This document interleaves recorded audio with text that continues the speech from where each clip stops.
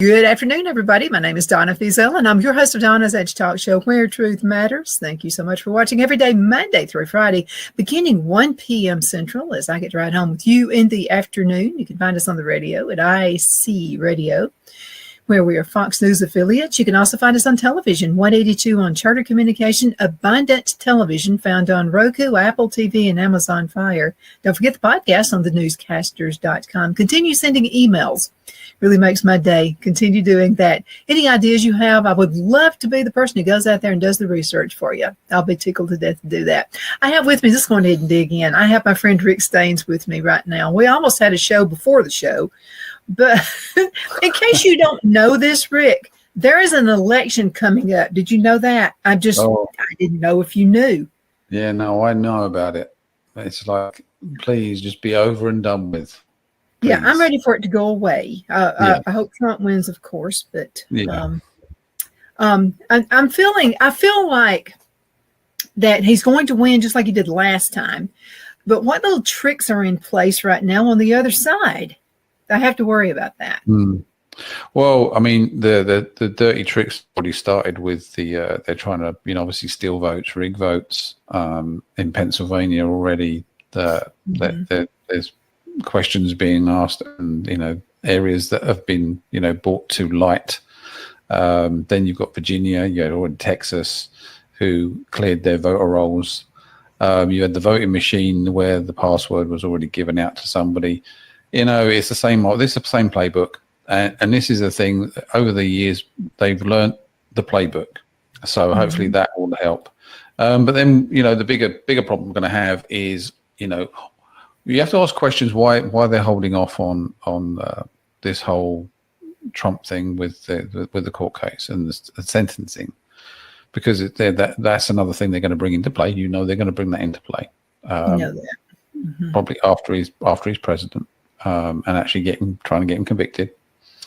Then there's also not actually, saying yes, he won, and denying him presidency. Now, if he wins by vote, then I don't know how this works. If he doesn't win, then Vance would be technically the president because he was his running mate, his vice president, so he would step into that role. Oh, I like him. There are a lot of people that don't. I mean, he's just a regular guy. I mean, it doesn't scare me at all. But the thing with him is he could turn around and then pardon Trump. I mean, who knows? Who knows? I mean, we're in strange territory, but there is going to be rioting in the streets. There are going to be a lot of these people on the left who are so upset because they can't deal with reality. But we know that anyway. They're already planning it. I love the fact that they can track the cell phones now. They know where all the people that turned up for Trump, he had like 50,000 new cell phone additions to his meeting the other week or last week, whereas Kamala Harris is busting them in from Atlanta like she normally does. And they've been to several because she can't find anybody new because no one wants to turn up and listen to her drivel. So, it's going to be an interesting time. Let's talk about some of the things that she and her goofy VP pick have said in public, which I think has actually backfired on them. One of those things, there were a couple of Christian guys, young guys, who were at one of her events, and they said Jesus is King, Christ is Lord, and she was stupid enough to actually look at them and say, "Hey, you're at the wrong rally. It's the small one down the street." Why would you say something like that just to alienate us trash people, by the way? I've got no idea. To be honest with you, I mean, she could have just gone like, praise the Lord, something similar. And then just move on. And just move on and not engage them in, some, derogatory remarks or some like, some stupid remarks that really did backfire on her. I mean, again, the Joe Rogan thing, if you look at the Joe Rogan thing and Trump does 3 hours, just no unscripted. The guy can talk. The guy is he's actually very amenable. He's very personable. He's got a great personality. He's very funny. He's got you've then got Joe Rogan asking Kamala Harris, and Kamala Harris is going like, yeah, she wants to put conditions on it. She's only going to do an hour. She doesn't want to travel to Austin. No. And it's like, no, this is what you have to do. Again, that's the difference between the two. One wants all the conditions. The other one just like literally will shows up and handles it. Shows up and just talks. And, and I think we've seen, especially in probably the last 2 months, from what I'd say, the last 2 months, we've probably seen a side of Trump that they've never seen before, where they've actually seen this guy be more personable. He goes into crowds. He can work a crowd easy. And then, like the other day with the whole trash thing, when he was on stage talking, when he was wearing the I'm ready to take out the trash myself. I'm ready. When he was wearing the high vis vest, he said, he goes, I wanted to put my jacket back on. Then they're Perfect. like, no, Mr. Trump, President Trump, it makes you look thinner. And he's like, that sold me. Then I'm wearing it. Yeah, the fact that he was, and he played to the crowd, and then the crowd loved it. And I think, with Kamala, she tries, but she's so fake, it's not even funny. I mean, it literally is so fake. And every time she changes her accent to whoever she's pandering to, it's like, that's not funny either. I mean, if you want to talk about their identity politics that they go on about, like, cultural, misappropriation and all that stuff, she does that all the time. Because if Trump did that, they would be literally hammering him every day. Yeah. I thought he handled the McDonald's thing just it was elegant. It was beautiful the way he handled that. Because she lied. She's never worked at a McDonald's in her middle class neighborhood she grew up in. She's never done that. She's not able to produce a picture. The fake one they have out there is not her. It's so obvious that is not her. And then what does Trump do? He's acting like he's having a good time, by the way. I saw him putting the fries into the little box. Mm-hmm. And I mean, he's just all into it. Like, I'm working McDonald's. And then he was at the drive-through giving people, and by the way, paying for people's food as they were coming through there. I mean, that's totally so different. Stupid because he's a master marketer. This guy knows what he's doing. So every time they give him something, he just turns it into mush on them. And he's got a good team as well. Whoever's like, I mean, because he has a good team, that work him for, with all that stuff, because they know how his mind works, but they also literally will take something that isn't, I mean, like the trash thing, when Biden come out and said what he said, it's like, dude, you didn't just stop, you've just put another hole in her ship, because, you've just alienated all of these people. I mean, and it literally is continual alienation. I mean, it's like, they can say whatever they want, and that's the one thing. So I'm on Threads. I don't put anything on Threads, and when I did put something on Threads, I got this answer back. And it was one of my friends, trying to be smart, and she's very, very smart, telling me that obviously that this was wrong. I'm like, no. So what happened was. It's actually in Alabama. So some people were working for, they were helping with the storm damage in North Carolina. Okay. Mm-hmm. The hospital what they were attached to, because they were EMS and paramedics, basically said they've been called up by FEMA to go help. The hospital gave them permission. Said, yep, go. Their boss just gave it to some like nurse, and she said, and they come up with this idea that the HR, you've abandoned your post, so we're firing you. And they basically sent them on an email. They were all going to be fired, and they weren't going to get paid. And so I put this out there, and I was told, well, basically, there could have been this. It's like, no, this is what happened, and this is how this happens. I know the place as well. I mean, so,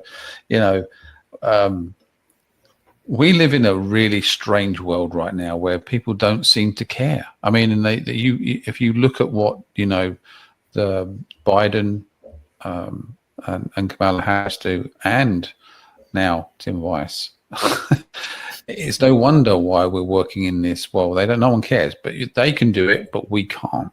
That's the thing. They can do all of this stuff to us, but we can't do it. We have a voice. It's like Threads. If I say something, it's going to get hammered.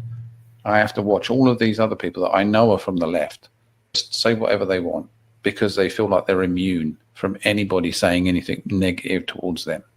It's frustrating. I still get into trouble on YouTube when I mention anybody, a guest, whatever, mentions about the jab.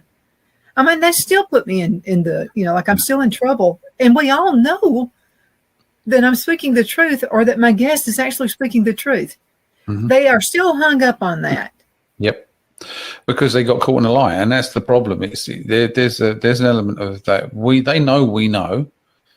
But it's like when somebody tells you all the time what you know is a lie, and they keep bringing it up, you like that's what they do. They just get mad and they just have to attack you because they got caught in a big lie. I mean, it was a huge manufactured lie. They even, I mean, you look at all the evidence that came out. Even I went back to England and all the money that was made. I can't believe the amount of money that was made when I was traveling to England.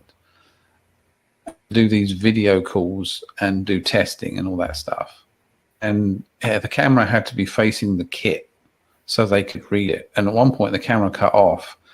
I managed to get the guy back and he's like, so I said to him, I said, well, do we need to start again? He's like, no, you're fine. I said, but the camera cut off. Yeah, don't worry about it. And he said, well, can you tell me what it says? I'm like, okay, I'm paying you, or they're paying you to do this. I'm not doing your job. I'm paying you to do your job. Mm-hmm. This is your read. And I just held it up and he's like, yeah, that's okay. I said, I could have had anything and you'd have said it was okay. It was just a big con. Everything was a big con. All the figures they gave us, everything was just a big con. Well, people don't care about what they do anymore. Now, my brother is getting married next month. Mm-hmm. And so I make these really awesome cookies. I mean, I've got this fantastic, I'll send the recipe to you. It's so easy and they're like the best cookies ever. But I've been doing test runs on it because I care what the things look like.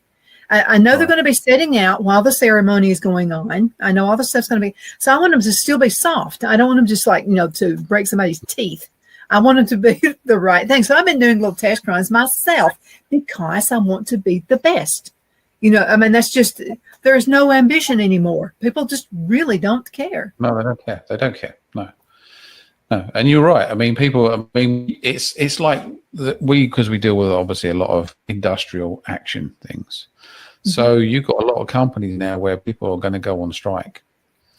And it's actually easier now for the companies to settle with the workers that they already have because they know that the lot that they have to replace them with, or if they have to rehire anybody or hire anybody coming in, mm-hmm. they're not going to be the same. These people have got no work ethic. All the Gen Zers that have been fired just recently because they don't have the right gumption to work in environments. They don't. They've got no work environment. They got no work ethic. They're lazy. They want to be on their phone all the time. They don't want to listen to orders. They don't like anybody who's in a power of authority. They just don't because they've been raised in those houses where they were allowed to do what they wanted to do. And we have a workplace now. And I know that next week I'm going to be finding that out because you still get people coming onto jobs thinking that, they employ us. They employ me and tell me what to do. And I'm like, if you believe that, then I'm going to put in a claim for unemployment and it's going to come out of your wages. And then they go, what do you mean? I said, well, when you go out and say you're unemployed, I said, we have to pay you. We have to pay the government that then pays you. That we have to pay that. It's not something that just comes out of somebody else's, like there's this like magic mm-hmm. box of money. It all comes, this is the cost of running business. Okay. So if I work for you, then I am entitled to certain privileges as an employee. So then you have to start giving me, and then they just lose it because they've got no concept. They can't understand what I'm talking about. I'm like, well, I have to treat you with certain things, and there's certain things I have to do because you are an employee. You signed a contract with us. If you want to reverse that round, then that's fine, but I want those things that I give you. And then they shut up. Now, I know that this was back in the olden days, but when I went to school, I remember very early on in elementary school being taught what a debit and a credit was. And that you should never take out more than you're bringing in. You should not do that. I mean, this was like third grade stuff. Are they not even teaching that anymore? I mean, I don't believe so. I don't believe they teach. The stuff they teach in school these days. I mean, and I listen to young adults who've got not a clue. I mean, I'm talking about even up to the age of 30. Some of the relatives, you ask them a question and they don't understand what one you're talking about or the whole concept of the subject. And you go like, did you not learn about this at school? Like, no. Okay. So what I then say is, well, we have this social media, you have the internet, you have YouTube. Most people now, I said, if you don't know how to do something, what do? You Google it and it'll bring up all of these wonderful things that you can go and learn. I said, I never had that. I said, you would learn by either doing or going to the library. You didn't have people actually making videos, but they're just lazy. They'd rather watch some vacuous teenager telling you about their non-existent life and how good it is and go like, well, I aspire to that. No, you don't aspire to that because they haven't got anything. They're vacuous. There's nothing there. Literally everything they're showing you, they don't own. Somebody else owns that. And if they do own it, I guarantee you, if they stop doing what they were doing because they were very good or they make one slip up, it's all gone because they probably don't have any money in savings. I'll tell you something I found interesting. Okay, this has been like 20 years ago, 30 years ago. I was working at GTE, and I was award winning. I mean, I was like their high one trip to Hawaii and all that stuff, one camcorder, all this stuff, But anyway, there was a guy they were hiring in, and someone made the remark that he was going to show me up. I took one look at him and I knew he wasn't going to be showing me up. But anyway, he was younger than I was and he had a master's degree. Okay, so he was supposed to be so much better than me. I said, oh, yeah, right. What's his experience? Well, he didn't have any experience. This guy was like really dumb. So anyway, I'm waiting on him to show me up because he couldn't even, he was Kamala Harris versus Donald Trump. This guy could not place a sentence. He drove the Chamber of Commerce crazy. You remember the Chamber of Commerce people in Calhoun County. He would just go sit there thinking he was going to get sales by sitting there, just by hanging out like that. So they never called him on events. They always called me because I knew I was busy. So they knew that I would go in, do what I needed to do, and then I'd get out and then go do whatever I needed to do the rest of the day. And so they actually said, we don't want him here. And I said, why not? He's a brilliant mastermind. He has a doctor or a master's degree or whatever it was. And they were looking at me like, I don't care how many degrees he has. This is the dumbest man on earth. I mean, he doesn't understand things. He doesn't get it. He looked like he'd stepped out of a magazine. He had like this $500 suitcase. I had one, I think I got it at a pawn shop or something. I don't remember. It was like a real nice one, though. It was like a real nice leather. But what I mean is he cared more about what he looked like, and he had to think about stuff, and he had to analyze too much, where in the real world, you're thrown something, you react like right now. You react. Yeah. He couldn't do I that. agree. I mean, no. And like, so for instance, next week when I go on a job, I'm running the job. So, and, people are going to be trying to impress me. There'll be other people that I know that are going to come out and try. They'll do their job. They'll do their best. But when it gets to about 11 p.m. at night, and we've got maybe 4 more hours to work because it's crazy. For the first 4 days, it's going to be crazy. That they're going to want to go to bed. And, we got one person that's already said, well, I don't really want to go out. Well, they're going to get fired. It's like, it's not.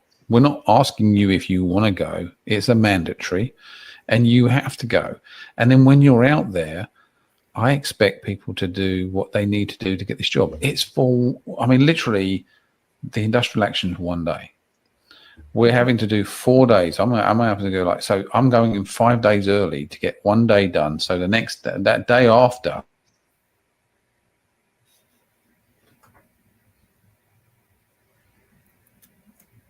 it's like I may have lost you. Okay, you're back. Even if it was 300 people, it's still a lot of people to move in and out in for one day, and then literally the day afterwards get them all out from one airport. And I mean, I need people that are going to literally be there and just do it. And at the end of it, we can all go out, have a drink, and go, "Yep, we rocked it." But you're going to get people who go like, "Oh, it's so hard." Like, dude, I would understand if they would turn around and say, "We're going to be on strike. We're going to go on strike, and it's going to be for, indefinite," because then you don't know, But if you know it's just for one day, and we told them, "Are you going to lock them out for a couple of days?" And they're like, "No, we're just going to let them back in." And it's like, okay, well, that's crazy, but it is what it is. But there's an expectation from the people that I work with that I know most of them will be great. They'll do an awesome job. There's going to be the one or two that fail. And then we have the people that actually come in and do, that we hire to do the hospital work that are, they think they're so smart. They think they're special. And you deal with them. I mean, I had one guy, he actually clocked in in the morning. There was phone calls saying that he hadn't turned up for work. So they were like, "Well, you're going to intercept him?" I'm like, "No, I'm going to wait for him." And I waited for him to clock out because I can see all that because we have it's all geodata. So I can see where he clocked out from. And he had actually waited around the corner. So when the bus arrived with everybody else, he got off the bus, or so made it look like he got off the bus. Okay. So I clocked him out and I said to him, "Okay, so where have you been today?" And I knew exactly where he'd been. I mean, because he hadn't been to work, and he'd been in his room. And I just said to him, I said, "Okay, well, you just lied to me, so you're fired." and he goes, "Well, what happens now?" I'm like, "Well," I said, "you can sort your travel out if you want, or I can get a ticket on a bus or a plane for you, but you're going to pay for it." Well, I knew it was going to be a problem, so I just said, "Okay, well, I'll tell you what, I will get you a flight." I didn't say I was going to pay for it. I said, "I'll get you a flight." He said, "Oh, okay." So I got him a flight, and then I put in a form, and I said that he wouldn't sign it and send it in, so it was a payroll deduct. So when he got his pay, that flight was deducted. It should be that way. I mean, it really did, because I expected if I didn't do it my job, I was going to get fired. And another thing is I wanted my company to be successful. I wanted GTE to be very successful because to me, that meant I would have a job. I didn't want to rip anybody off, but what I'm saying is I wanted them to make a profit. Yeah, because it benefits you. You get something out of that too. Business is business. I mean, like now I get compensated if I sell the job. I get my first lot on Monday, and my pay on Monday, and this for the first 2 quarters. I mean, the third quarter was actually like really, really good. So that comes out next month. So, or this month, it will come out this month, just before Christmas. And I'm like, that's nice because it's an incentive for me to want to sell. If my boss told me the figure originally and he got it wrong, and I'm looking at him going like, okay. I didn't say anything, and I got to the airport and he messaged me. He goes, "Just to let you know, they got the decimal point was wrong. They put 0.75 and it's actually 7.5." I'm like, okay, makes a big difference. It makes a big difference. I'm like, okay. I said, now he goes, I'm surprised you didn't say anything. I said, I was trying not to be rude. I said, but I was going to tell you that I wasn't going to be working if that's what my compensation was, because I'm not going to do it. Because no one's going to do that for you or for whoever you're working for and get nothing back, because it was very little. So. But today's client or today's employees want you to give them all this stuff, all this money, and all this, even drive them to work. And but what happened to? Okay, so all I could think of when I was in high school was like getting out of the house. That's all I could think of. I was constantly working on that, because I didn't want to be a loser. I mean, I wanted to have my own, pave my own way, have my own house, do my own everything. But right. It's not embarrassing, because I would think it would be embarrassing to be living with your parents. I mean, I wanted to be out. I wanted to make my own way. I wanted to have my own business. Like, I had my own business when I was 12. But I mean, I made like these little love beads and sold them at school. But what I mean is it was at least a start. It doesn't matter because, you know, and the thing I found when I did my podcast, that my VP of sales and the president, who was our like president of accounting at one point. So he's 38 years old and he's the president of our company already. And I said to him, "What did you want to do at school?" He said, "I wanted to run a business." And he said, he goes, and I got that bug they did a little experiment. They had a few of them come down and sell milk. And he said it was 35 cents for regular milk, 40 cents for chocolate milk. He goes, of course, I was just selling. He goes, and I did so good. He said, they allowed me to do that for another 6 months because I was making so much money. He said, and at that point, he goes, I knew what I wanted to do. And the same with the VP of sales. She had nothing growing up. I mean, they come from a poor house. And she knew that to go anywhere on a school trip or anything like that, she had to sell. And so she said, she goes, I have no problem knocking on doors asking for money. And the biggest childhood memories is both of them loved camping. And they lived different lives, but they're friends. They're friends. That's how she got introduced to our company. They're friends. And I'm like, well, so there's a common thread. You know, it's like yourself. You kind of knew what you wanted to do at a very early age, and you kind of went that way, and you drove yourself forward. Really, a lot of people don't know what they want to do. I mean, all these people that go to university and get a degree that's completely worthless, and you go like, why would you want that? I would rather you go do something and learn something, but trade with your hands, or get a degree that's actually going to benefit you. It's not about the money at the end of the day. Because it's not. Because that's what they force feed you. They tell you that junk is, oh yeah, you could earn this much money. Yeah, and you could also earn that much money. Because it depends on you as a person and how good you actually are. Not on the fact that you've got a bit of paper that says you got a degree in, you know, even sociology or something. Who wants a sociology? What good's that for? It's not. Not unless you want to start telling people. Acting. You know, Jack State they actually had an acting department where if you wanted to be an actor or I'm just trying to figure out who from Hollywood comes to Jacksonville, Alabama to try to find talent. I just always wondered about that. Yeah. Like a lot of things in life, if you're self-taught as well, like I love the fact that some people, I mean, I teach myself a lot of things. I have people coming to work saying, well, you do all this because I mess around with tech. I mean, tech, computers, yeah. And I'm like, yeah, I do. And that's because I'm self-taught. I played around with stuff. I learn. I try and learn as much as I can. But that's how you do it, because then people go like, well, you know, Rick does this or Rick does that. Right? You know, because that's what we should do. I mean, you never stop learning anyway. You should always keep your mind open and want to learn new things, especially as we get older and things change. And they're changing so fast, you've got to keep up with it, you know. Yeah, but you know something? This is the example we have nowadays. Okay, so there is a woman, whether she claims to be a woman or not. So there is a woman running for president of the United States who was the first one off the stage during the debate. Remember that? The presidential debate?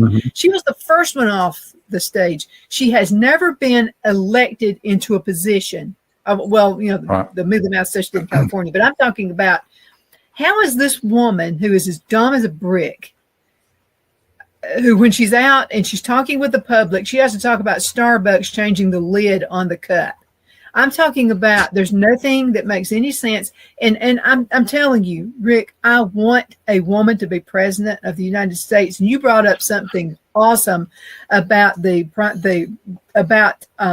Margaret Thatcher, you know, before we even had the show. That woman was brilliant. We need someone like her. I don't want anybody who's so stupid, and I'm afraid she's going to make this a dumb. We're going to be in World War III if she gets in, if not before the election. Well, the trouble is with this situation as it is right now. It's like she's almost been, and it's a trigger word, is she's been groomed for this. I mean, this is where they wanted her to be, even though right now she's not that popular.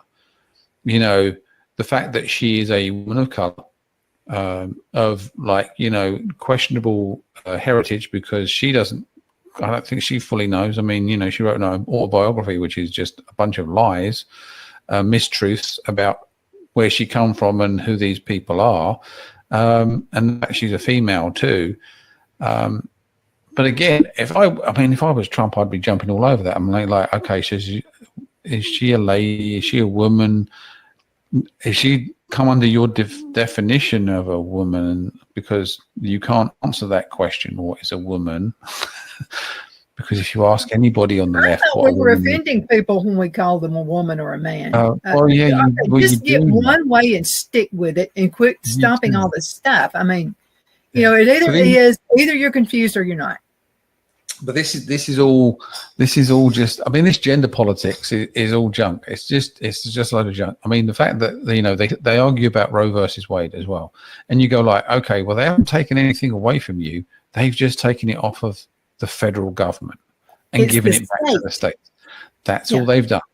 Okay, you can still do it if you really, really want to. There are stipulations in different states, but it also stops some people going. I mean, some states, yes, they do crazy things. I mean, and that was the one thing that, I mean, people were going, when you want to terminate up to birth, and even after they've been born, and like in a certain time, like not give it care, or leave it and whatever. No, there's a time when you can do it up to, and then after that, no. Then it goes through the process of you have the baby and you go through the adoption process. But this Roe versus Wade argument is just, it's crazy when you think about it, because you believe that they'd removed it and taken it away from women, and they have not taken it away from women. They've just given it to the states. Okay, let me tell you what they're taking away from women. And let's go into a commercial break, and I'll tell you what they've taken away from us. We'll be right back in just a few minutes. Twin City Used Car Sales has been serving drivers in the Northeast Alabama area for years with a quality selection of late model used cars, SUVs, and pickup trucks. On top of our extensive selection and competitive prices, we offer professional auto financing services for used car buyers of all credit levels. Whether you've just begun your search or you're ready to secure your next vehicle, at Twin City Used Car Sales, you will drive away with the vehicle of your dreams. The sales and finance staff at Twin City Used Car Sales looks forward to serving you, and you can apply for financing online before your visit to our used dealership in Gadsden, Alabama. Check us out on the web at twincityusedcars.com or go by our location at 901 First Avenue, Gadsden, Alabama. We sincerely look forward to serving you.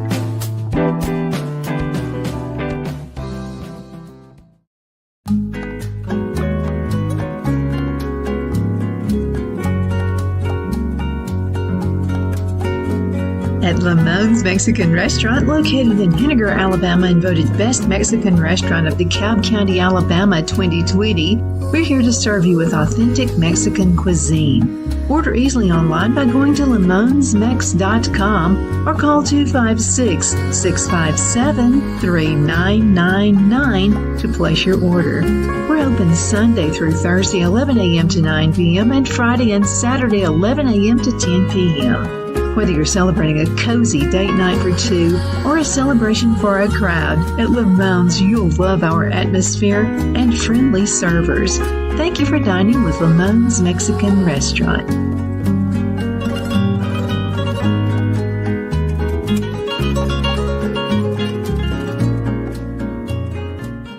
At Liberty Bank, we're all about community. Whether it's to help with a charity fundraiser or help families in need, toys at Christmas, or a local football team, we're here for you. You see, we realize the importance of family. Sometimes it's to build a new home or necessary home repairs. We're here for you.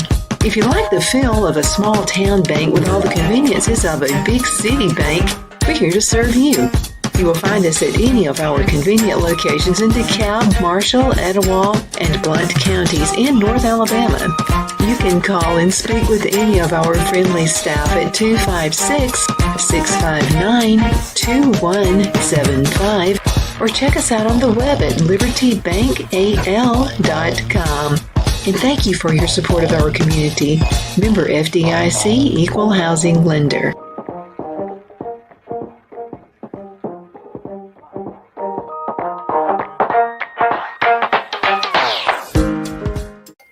Good afternoon. We're back. My name is Donna, and I'm your host of Donna's Edge Talk Show. I'm talking with Rick Staines today, and so we're talking about what are they taking away from us women? I feel like we've actually went back in time. They say that conservatives do this, but no, it's not conservatives doing this. They've taken women back 100 years. So what they're taking away from us, for one thing, is sports. I mean, what girl in her right mind wants to spend all this money on training, the cute outfits, all this stuff, to know that some loser guy who can't win in a man's sport is going to complain and say he's a woman now. He thinks he identifies as a woman, and he's going to get in and he's going to beat us. I mean, that's just the way it goes. Is that fair to women? No, that's not fair to women. But the bigger issue that I have is, you got.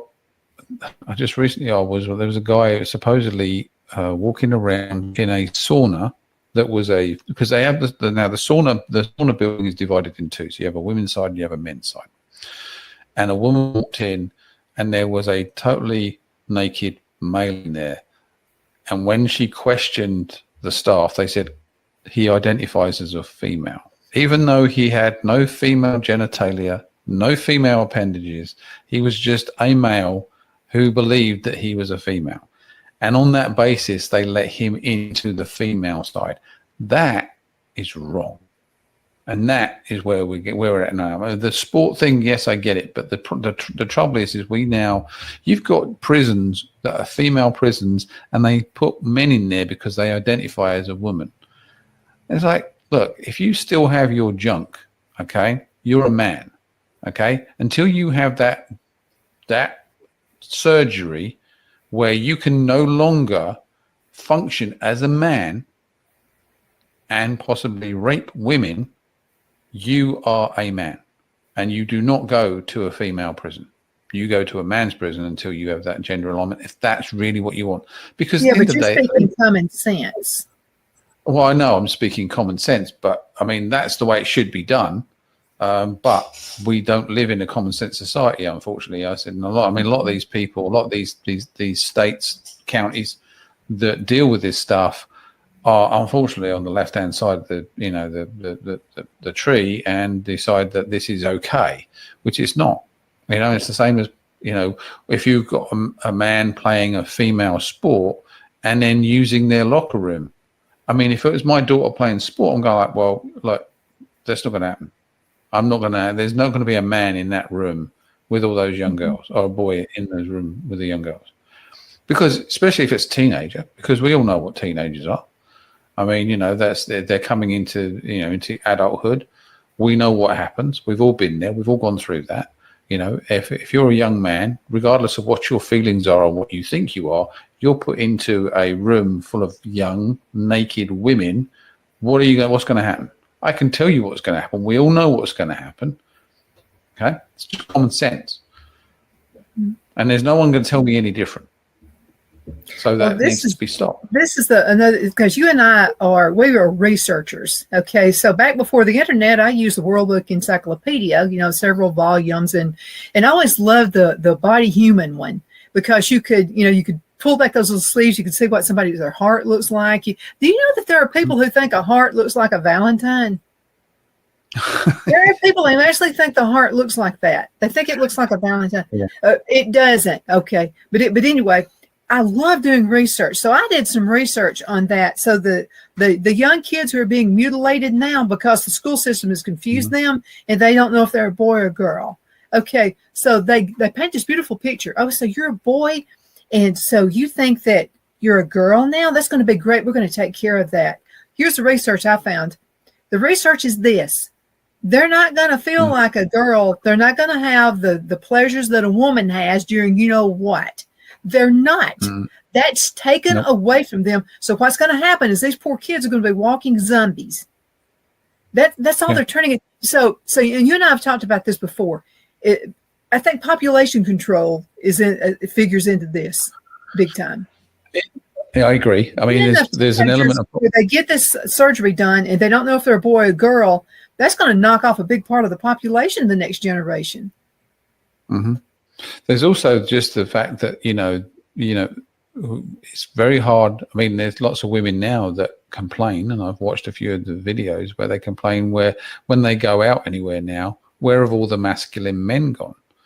Because men basically are acting more feminine than the women, because they want to have the moisturizing and the hair products and makeup even, and then and it's just like, where does it stop?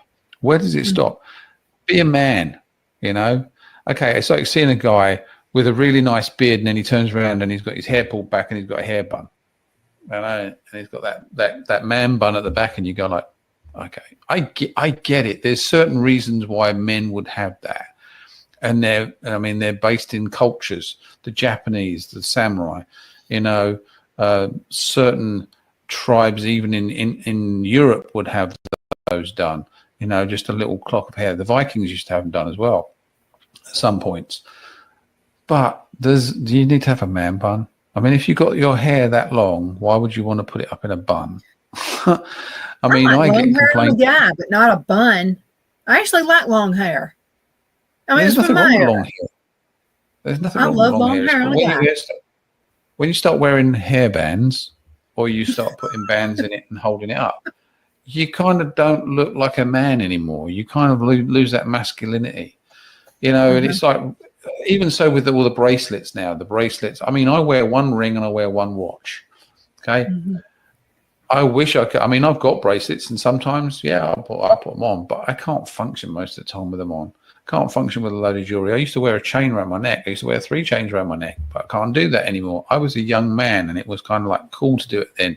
It's not cool now. I don't feel comfortable. I feel kind of like, well, this is people really have messed me. that up. People have messed Sorry? it up. People Yeah, have they messed mess that up. People mess a lot of things up, and they take something that was like good, even to like the cultural appropriation we're talking about, where people go like braided hair. They automatically say, well, it's a black thing. It's not. It's not at all. Okay, but we share a world where we can do what we want to do without being told that we're actually, being bad or against someone's culture. Do I get upset when people try to do things that like are very British? No. Why? Because Britain managed to ransack most of the world and go like, oh yeah, we're going to adopt that as ours. We're going to adopt that as ours. And that's what we've done as a population, as a world population. Our ancestors have ransacked countries and done all this stuff and taken things that they like, taken things that they don't like, and gone like this and gone like that. So it all comes into the mix. So we're all in a mix now. And so it doesn't belong to anybody. It's just a world thing. And if you choose to do that, then that's fine, Yeah, but I got to say one more thing.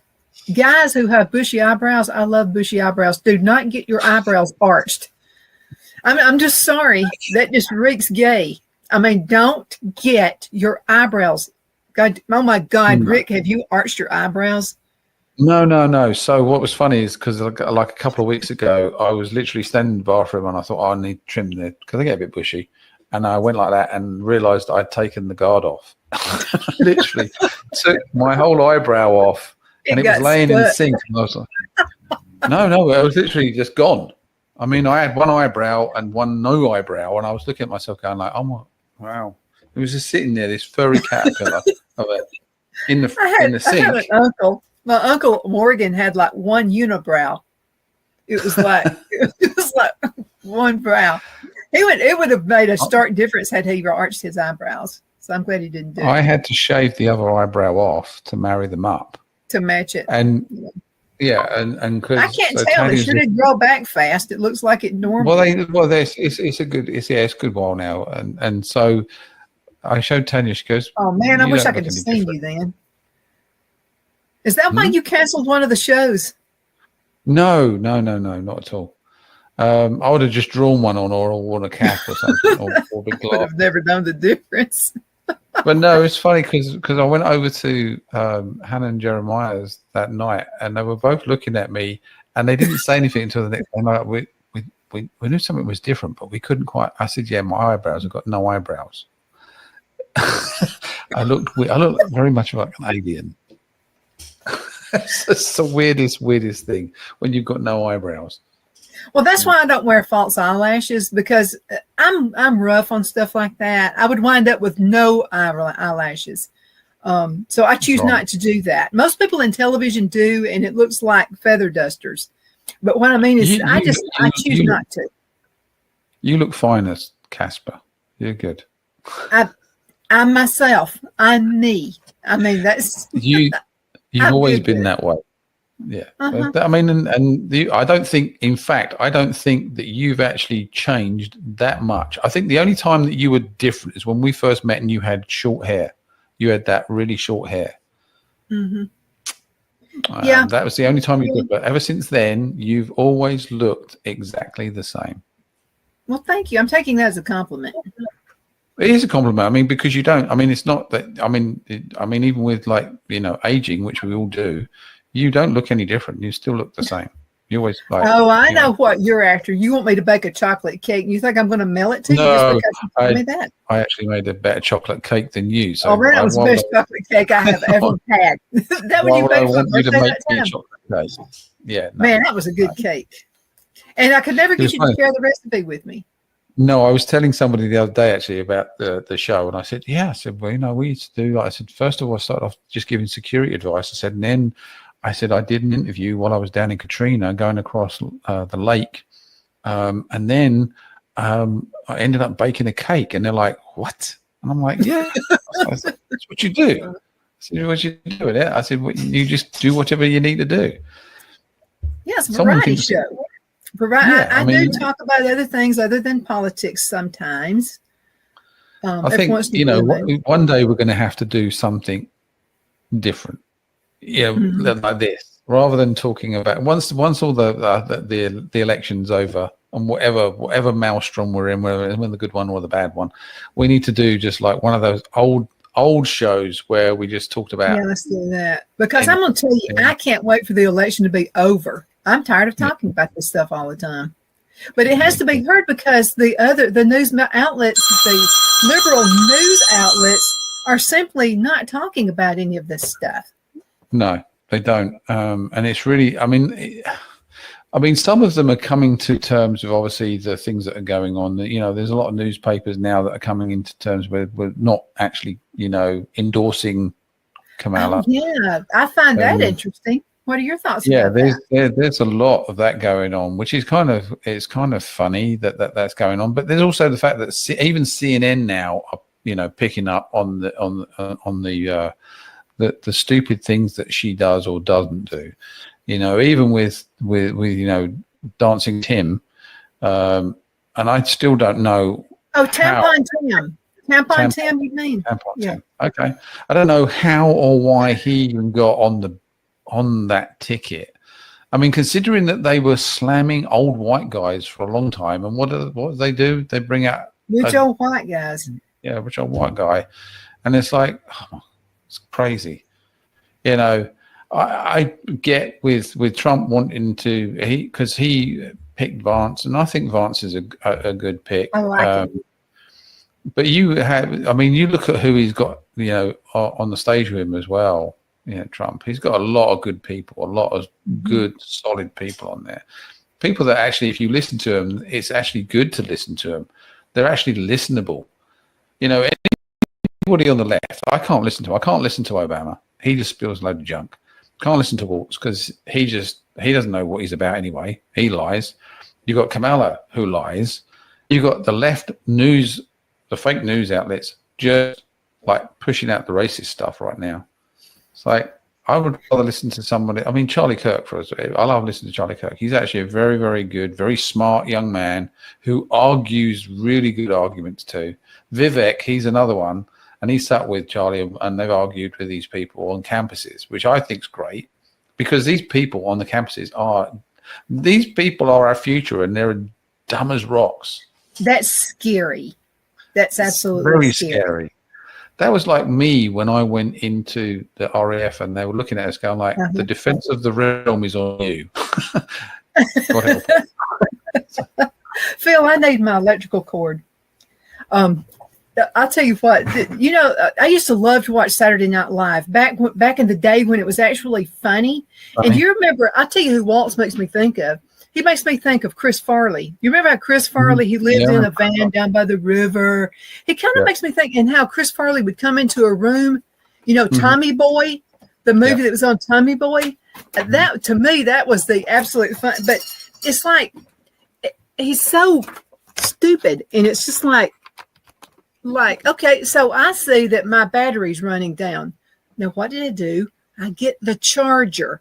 And I plug it in. I ask Phil to bring the charger. That's what you do when the battery's running down. These Democrats would sit in like, what am I going to do if the battery runs? Yeah, I need a new phone. Yeah, no, yeah. Okay, let's talk for a few minutes about FEMA and what happened in Asheville, North Carolina. I have friends. We got to the Cowboy Church. And I like the Cowboy Church because it's like real. I'm tired of fake stuff. I don't like fake. Right. So anyway, the guy who he's actually over the American Fellowship of Cowboy Churches, sent me a message. He was really upset because what they do is they come to the aid not only in their community, but any disaster that happens. It doesn't matter where it is. They get out there with chuck wagons. They bring food. They bring water. They bring whatever they need to do. So he gets there, and he's actually in Tennessee because they can't get over the state line. There's so much damage. So he's in Tennessee, and they're trying to pass off and hand off water.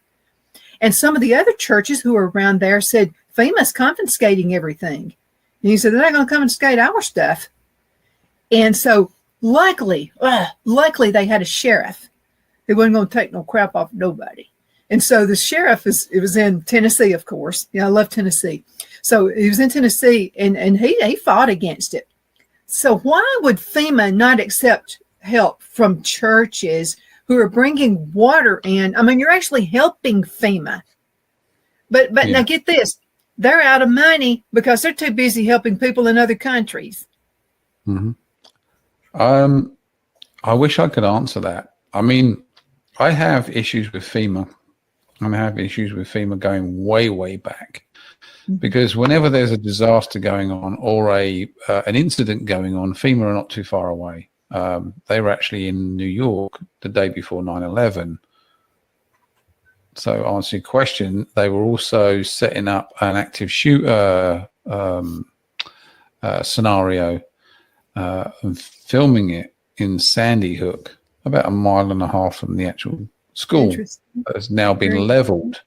Yeah, there's, again, conspiracy theory, but, FEMA, they're a government entity. And at the end of the day, you're dealing with a government entity. And any government entity, there's so much paperwork, so much red tape that you have to go through. And so you don't know who's telling them what to do. So funny enough, we were doing disaster response up until 2019 when we sold all of our equipment.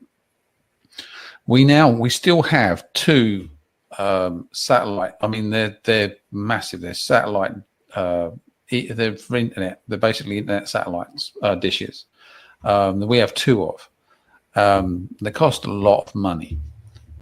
We've had them since 2015 for one and 2017 from the second one. They have only been set up and used in our car park or what.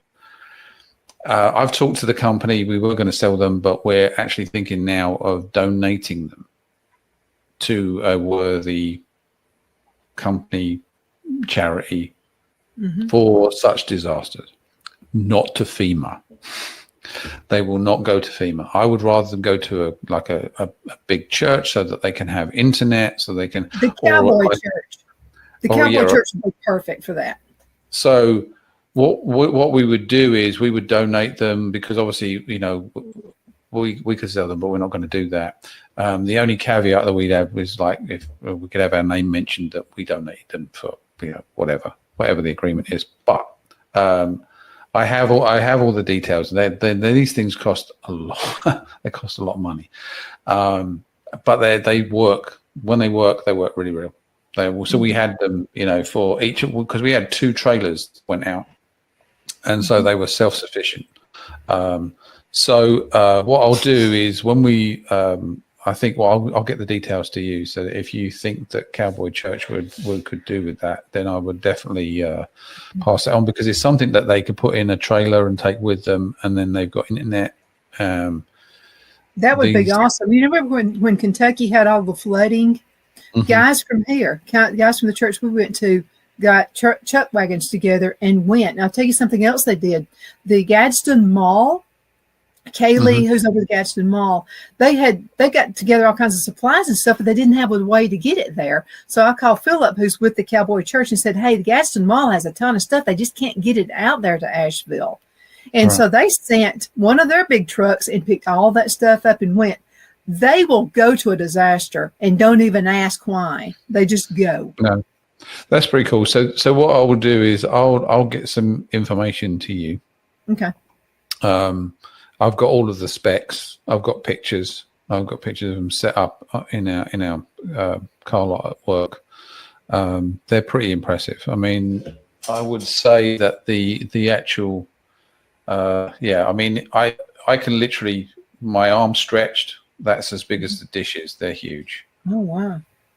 These things are supposedly be used by one person. It's like, yeah, one person can flick the switches, but because the next one actually comes on a trailer. So these things are there, and they're all in like travel boxes as well. So literally the travel box that the main body comes in, you flip it up and it's the stand, and then it comes up, and then you put the dish on and it starts tracking. Let me tell you what they did. So I was working at a Scottsboro station, and I'm glad I'm on my own now. I'm not with the radio station, but anyway, I wanted to have a ribbon cutting at the radio station. So the woman from the Chamber of Commerce, one of the women, called Phil and said, now Donna's really ambitious. She thinks she's going to have all these people. I'm just telling you, Phil, maybe 10 people will show up. We just never have a lot of people who show up.